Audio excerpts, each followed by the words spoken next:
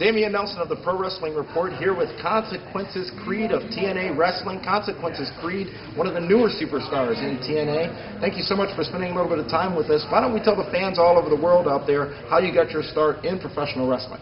Well, pretty much there were shows near my house throughout high school. A guy would have shows probably once or twice a month by the name of Robert Don. And me and my buddies would always go to these shows. They were great. So much fun. We'd get so excited for the wrestlers, you know, and bring your own weapons matches, all that kind of crazy stuff. Did you bring any weapons? Oh, yeah, baseball bats. All the time.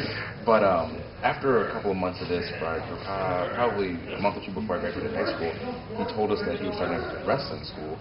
And it was really like the one of maybe 3 or 4 that were in the area. And so when he talked to him, eventually worked up some money and started up with the school.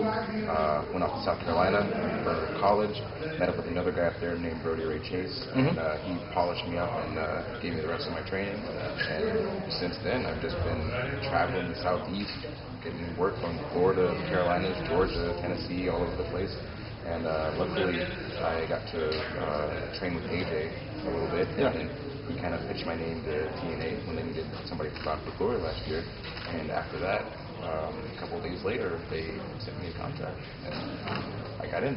How has life been in TNA? Obviously, an amazing journey going down through the old school wrestling territory, if you will, down in the Southeast. But how has TNA been so far? Obviously, on a national scale now, being seen not just nationally, but all over the world.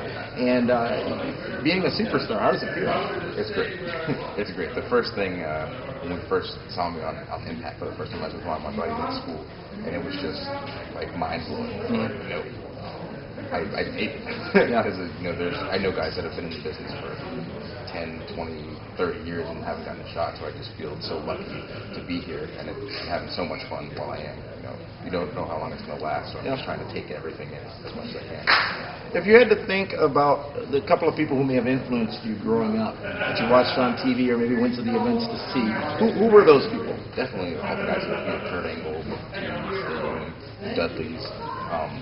They're just really, in the world of wrestling, they're like icons.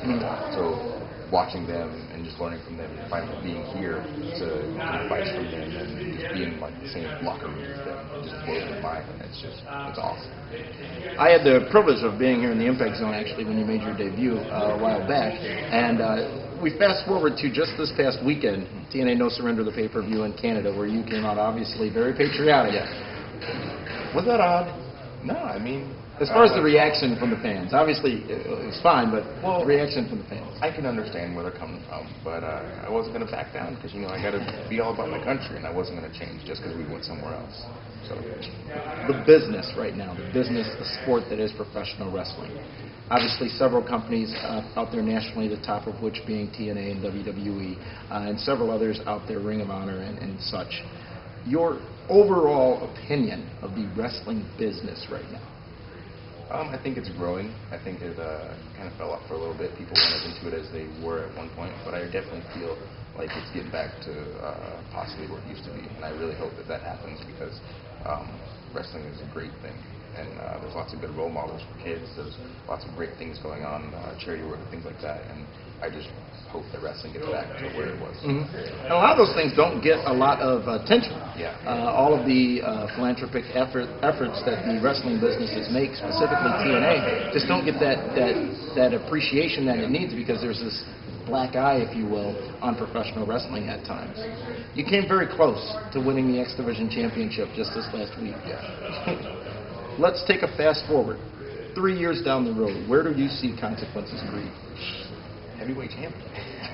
I'm going. I mean, that's why I'm here. I feel like if you're not gunning for the heavyweight title, if that's not where you want to be, then you're in the wrong business. You know, that's the prize to get the top, and that's where I feel like I'm headed. The next step is Bound for Glory, coming to we're out of Milwaukee, coming to just south of Milwaukee, Chicago, Illinois, on October the 12th. It's going to be a big event, obviously TNA's largest event of the year. What are your hopes and aspirations for your participation in Bound for Glory? Well, right now I've kind of got something going with Sheik Abdul Basir, and so I'm hoping that I'll be doing something with him so I can kind of get revenge, and it'll be a 2 birds with 1 stone sort of thing now that he's the X Division champion. So if I can take him out and win the gold, then that'll be top of the line what I want. You can't forget about P.D. Williams. That's very true. I can't forget about him. So right now, my eyes on Sheik. he's got what I want. Well, this is the Pro Wrestling Report, and we're joined by Consequences Creed, and I appreciate the time you've given us. Any closing comments for our fans all over the world on television, radio, and the internet? I just say everybody needs to stay in school, get that education. Thank you so much. Bound for Glory, October 12th, coming to the Sears Center in Hoffman Estates, Illinois. You can get your tickets at searscenter.com. Consequences Creed, thank you so much for joining us. For the Pro Wrestling Report, this is Dameon Nelson.